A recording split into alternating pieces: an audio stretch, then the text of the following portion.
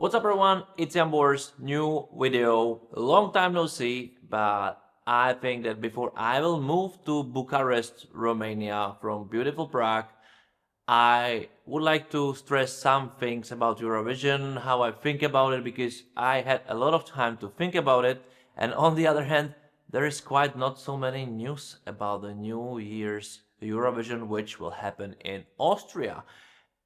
And that's very surpriseful, like how after the last year, probably everybody got extremely exhausted for various reasons, and it's like no one cares about Eurovision anymore. And of course, I think there are various reasons, you can say political reason, but I will today not talk about them that much because I think when I'm also talking to some people related to Eurovision and so on, they are giving me feedbacks which are like, all right, this is just too fresh. I think about it, guys, a little bit more, and then you will do better things. And this Eurovision really needs, because if I will jump to this musical part of Eurovision, you know that I was in my previous videos very much criticizing it because of lack of quality, like the quality standard get lowered. And of course, some of you were like, but it's not true. But the numbers they talk a clear way, and there's basically zero hit out of Eurovision 2025, like zero. We have Espresso Macchiato, at least one song get around Europe because it was funny, catchy, but still, even though it was played in the radios all over the world, or Europe at least, which I think it's a big success, and Tommy Cash really got the audience on the different festivals, music parties and so on. He was there, he was presented among many other Eurovision artists, especially from previous years who are running around Europe. He was the only one probably.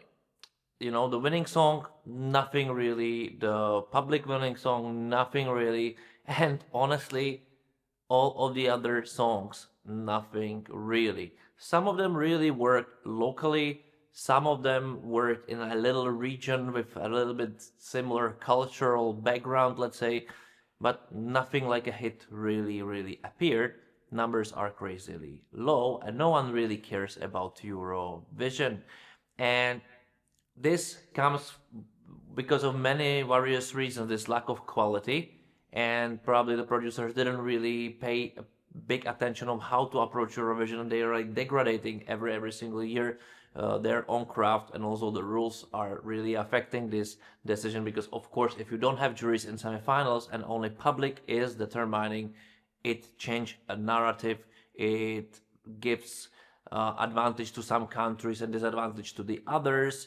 It's not really a fair fight, and with the only public voting, it will never be. I think this will need to stress out, it will never be really fair. However you would like to do it, name it whatsoever, you will always find the reason why it's kind of not fair. But I think this is this chaotic element at Eurovision which comes with politics, comes with geopolitics, it comes with the sentiments, it comes with national sentiments in every and single other country. It can be something else, and it's hard to control it.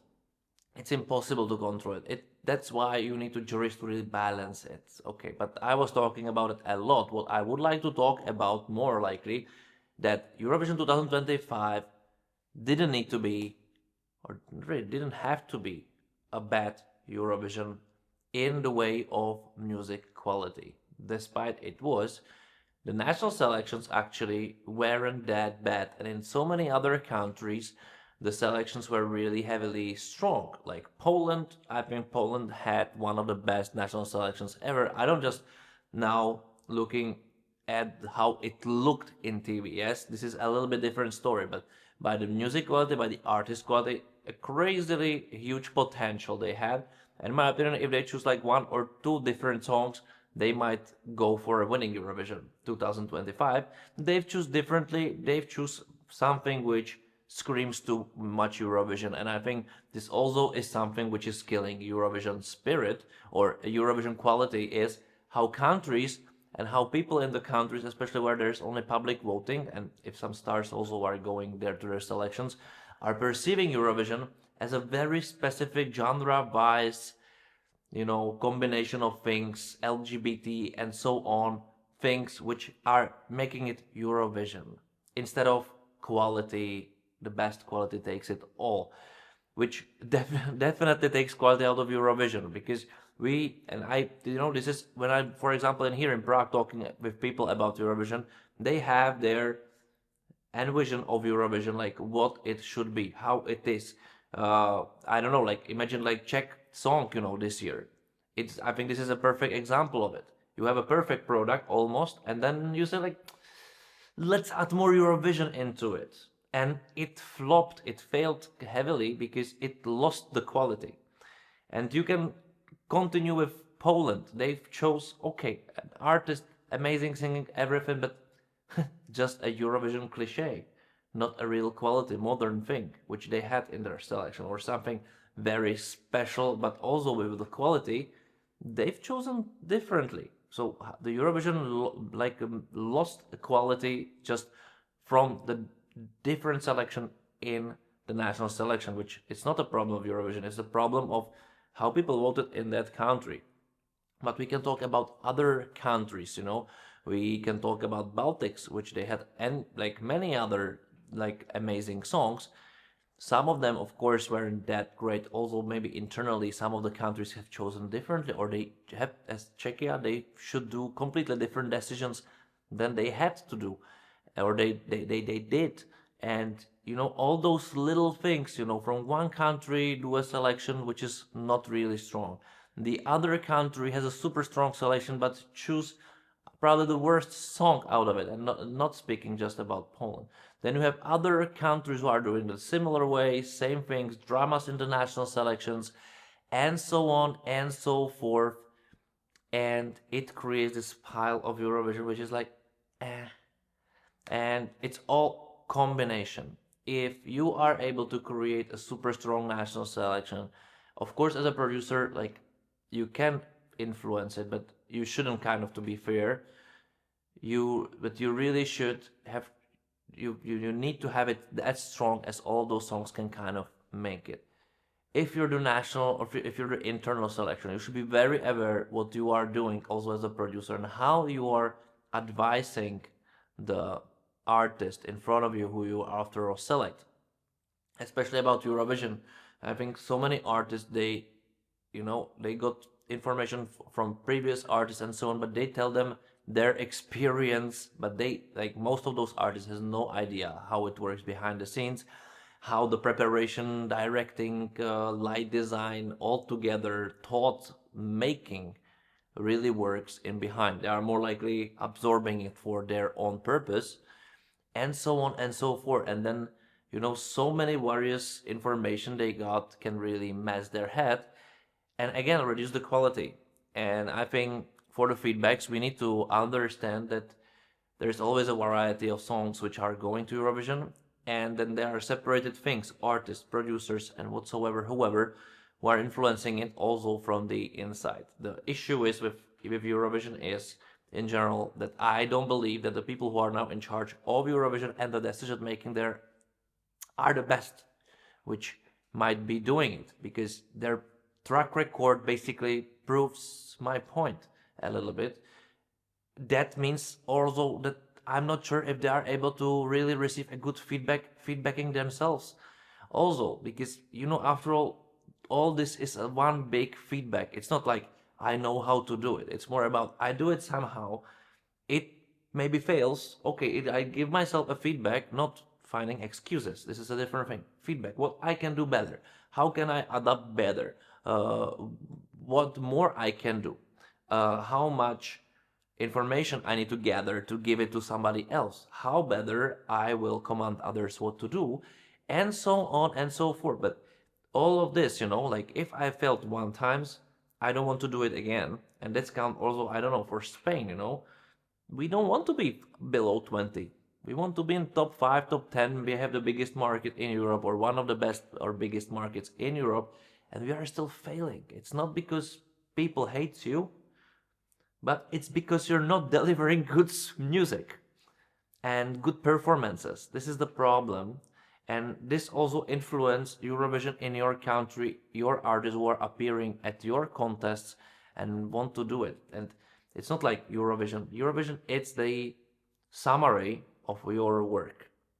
And Spain is one of the other examples which just could have done it much, much better. They could have chosen better, but they also could have chosen better national selection music.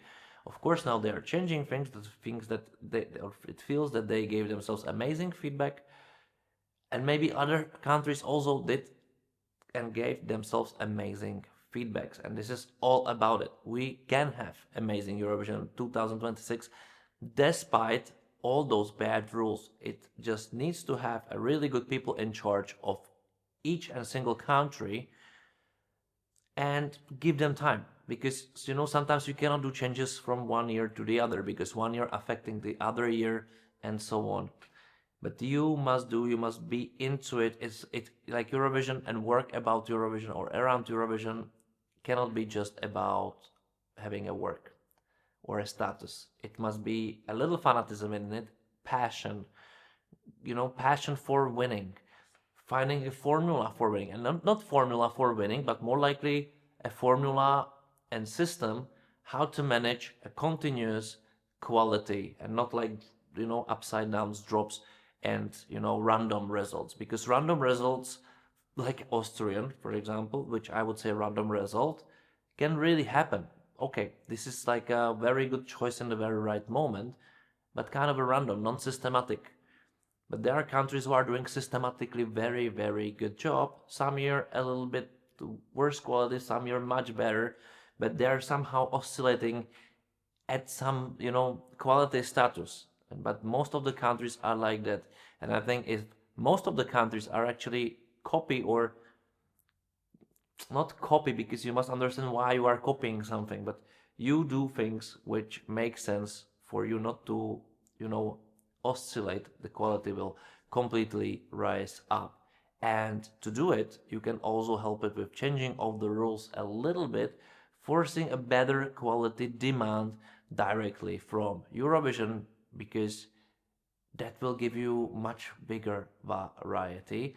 And yet, then when there are national selections and the people are choosing, or they will choose something which is definitely on the lower quality rank, this might happen. The issue is that it shouldn't happen to most of the countries, which I think was at some point the reason why 2025 wasn't that strong, and why I was sure after Austria releases their song that this is a winner song, which eventually won Eurovision, because it wasn't that really hard to find out. And of course, we can talk about many other topics, but I think this is for another videos. I'm really glad that I'm back a little bit still during summer, and I hope that some things are starting to move a little bit, so there are topics to talk about. And that's it. Write me in the comments below what you think, subscribe to the channel, like the video, and see you next time. Bye.